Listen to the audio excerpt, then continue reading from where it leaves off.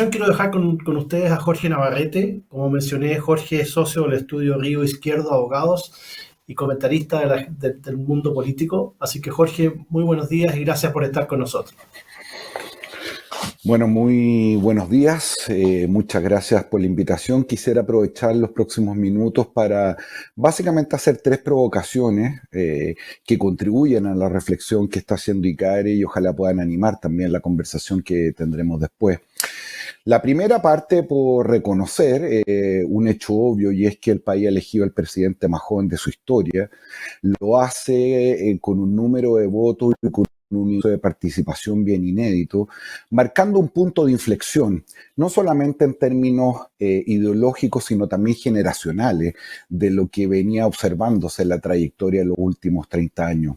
A primera vista, esto podría parecer una consecuencia obvia de los hechos que se desataron con motivo del 18 de octubre, en una suerte como de destino ineludible. Sin embargo, permítanme problematizar esa conclusión porque cuando uno mira los datos se da cuenta que a la derecha, por ejemplo, no le fue mal en la última elección. Tuvo un gran desempeño en la elección de los consejeros regionales, tuvo todavía un mejor resultado parlamentario y su candidato presidencial incluso se impuso en la primera vuelta. Y siguiendo esta imagen del 18 de octubre, creo que es importante reconocer que probablemente ese buen desempeño electoral, particularmente la elección presidencial, se debió a la capacidad para hacerse cargo de los hijos ilegítimos del estallido social, es decir, de aquellos ámbitos respecto a los cuales nadie necesariamente quiso hacerse cargo y que sin embargo entendimos que eran parte de un profundo sentido común ciudadano. Me refiero, por ejemplo, al tema del orden y la seguridad, al tema de la propiedad, al tema de la inmigración, el Estado de Derecho, la importancia del empleo, el crecimiento, por nombrar las más significativas. Y esto nos recuerda una vieja ley de la física que dice que a toda acción hay siempre una reacción, o que a toda pulsión hay siempre una repulsión, o para ponerlo en términos políticos, que a todo proceso de reforma siempre hay también uno de contrarreforma. Pero esto no tiene nada de nuevo en nuestra historia. Michelle Bachelet se impone en su segundo mandato con un porcentaje que no habíamos visto hasta esa fecha. 4 años después, Sebastián Piñera obtiene la votación más alta que ha sacado la derecha en la historia de Chile. 2 años y medio después, asistimos a un estallido social que pensamos que había cambiado para siempre el rumbo del país. Solo 1 año y medio después, un candidato conservador se impone en la primera vuelta presidencial. Y por lo tanto sería errado suponer que de manera bien esquizofrénica este país se bandea de forma radical entre las adhesiones a las posiciones de la izquierda y la derecha. Por el contrario, creo que el gran desafío es entender e interpretar a una ciudadanía profundamente desologizada, muy alejada y crítica de sus élites, no solamente políticas, económicas y sociales, que quiere evidentemente y reclama mayor redistribución del poder político, económico y social, sin que eso signifique retroceder, perder o en algún sentido entregar buena parte de las conquistas que ha conseguido. Y por lo tanto el equilibrio, la tensión está entre integrar este sentido de un bienestar colectivo con la realidad de las personas y particularmente de sus familias. En el marco de esta complejidad, creo que se da evidentemente lo que yo podría ahora enumerar como la segunda provocación. Y es que el gran desafío que hoy día tiene esta nueva administración tiene que ver con la gobernabilidad. Gobernabilidad que esta vez, sin embargo, tiene ámbitos y espacios específicamente delimitados. Primero, gobernabilidad estrictamente política. Ya lo decía la ministra, este es un gobierno que enfrenta un parlamento donde no va a tener mayoría, donde la derecha tuvo un buen resultado electoral. Y más allá de la discusión que se está dando al interior de la oposición respecto a su sentido y su forma de encarar este nuevo periodo, sabemos que la negociación, la transacción y los censos no van a ser una opción, van a ser una obligación. Y esto es particularmente relevante cuando empezamos a conocer las primeras prioridades de esta administración, como son, por ejemplo, una reforma tributaria o una reforma previsional. Gobernabilidad en el ámbito político también para administrar las tensiones al interior de la propia coalición, me refiero a Prueba de Dignidad, que justamente este ejercicio de conversación y de negociación va a avivar las tensiones respecto de la velocidad y la profundidad de los cambios. Gobernabilidad política con la gran familia de la izquierda, donde ciertos sectores vinculados a la exconcertación, algunos de ellos se mantienen todavía distantes y van a ser absolutamente necesarios para construir esos consensos y esas mayorías para llevar adelante los distintos objetivos de política pública que tiene el gobierno del presidente Gabriel Boric. ¿Y para qué decir gobernabilidad política cuando se enfrenta de manera paralela una convención constitucional con definiciones absolutamente trascendentales que podrían incluso transformar a este gobierno en una administración de transición respecto del nuevo diseño político institucional al arreglo del nuevo pacto político, económico y social que tendrá el país en los próximos años? Hay una segunda dimensión de la gobernabilidad y que me parece extraordinariamente significativa y que tiene que ver con lo económico y social. Vamos a asistir, como bien lo recordaba la ministra, a 2 años bien complejos, donde probablemente no vamos a tener la holgura del pasado para enfrentar, aquilatar o amortiguar los graves efectos que tuvo la pandemia, especialmente en las personas más modestas. Y entender la importancia que tiene el crecimiento económico, especialmente en cierto sector de la izquierda que gobierna, es un desafío fundamental. Pues el crecimiento económico es la base del éxito de la política pública y muy específicamente los programas sociales. No es una condición suficiente, pero absolutamente necesaria, pues quienes incluso tenemos una vocación profundamente igualitarista, sabemos que para distribuir primero hay que generar. Y es importante poner esta economía en marcha, especialmente de cara a las grandes expectativas que existen los ciudadanos respecto de lo que puede hacer este gobierno durante los próximos años. Expectativas que sabemos muchas veces se ven tempranamente defraudadas y desde esa perspectiva pudiéramos augurar que la luna de miel respecto a esta administración pudiera ser incluso mucho más corta de lo que habíamos pensado. Hay una tercera dimensión de la gobernabilidad, que tiene que ver con la gestión del aparato público. Ya decía que asume una nueva generación, con pergaminos académicos y políticos muy significativos, pero con evidentemente poco Estado en el cuerpo. Y es urgente echar a andar esta máquina de manera más eficiente y eficaz. Porque la eficiencia y la eficacia no es una cuestión de tecnócratas, menos todavía para quienes creemos en el Estado como un profundo instrumento de cambio. Para quienes sostienen esa convicción, la eficacia y la eficiencia son un imperativo ético de la acción política.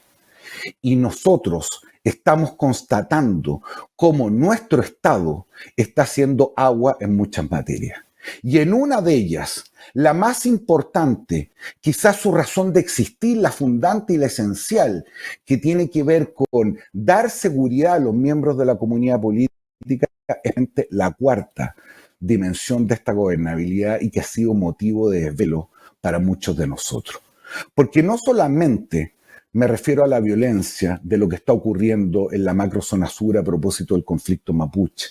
Asistimos a una situación extremadamente grave con la incursión del narcotráfico y los efectos económicos y sobre todo políticos y sociales que está generando especialmente en la periferia de las grandes urbes, a la violencia vinculada también a la protesta política, a la violencia asociada a la inseguridad ciudadana, a la violencia en nuestro propio lenguaje, en el cual hemos perdido no solamente la amistad cívica, sino que la capacidad para discutir, para debatir, para intercambiar opiniones de manera apasionada, como si cada uno de nosotros tuviera el derecho de censurar, de furar, de suprimir del espacio público a quien no piensa como nosotros. Me parece que esas 4 dimensiones de la gobernabilidad muestran probablemente la mayor complejidad del momento que tenemos por delante. Y quizás como tercera provocación, decir algo que es más o menos obvio, y es que esto no va a ser fácil, ni menos en un contexto donde se han caído, se han pulverizado los tradicionales soportes institucionales, sean políticos, sean económicos o sean sociales. Nuestra política está convertida en un concurso de popularidad, donde pareciera que lo más fácil es subirse a cuanta pinche causa haya, sin necesariamente preguntarse por su legitimidad, por su propósito, por su justicia. Una política que a ratos no mira más allá del metro cuadrado que tiene delante de las rodillas y confunde la función de interpretar y de recoger los profundos anhelos ciudadanos con la diferencia que existe entre la popularidad y el populismo. Desde esa perspectiva también quisiera señalar, y lamento decirle en este espacio, que también asistimos a una élite económica y empresarial que a ratos pareciera más preocupada de seguirse lamentando respecto de un tiempo que no va a volver, que de entender y contribuir cómo poder navegar mejor en este espacio que se nos abre.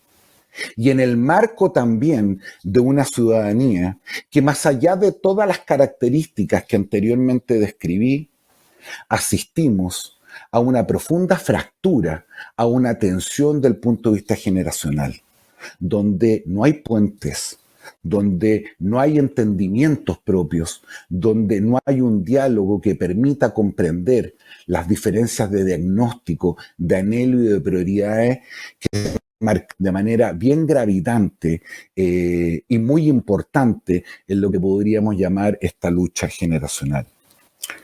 Lo que ocurrió la semana pasada muestra 3 episodios que, a mi juicio, en algún sentido revelan estas dificultades.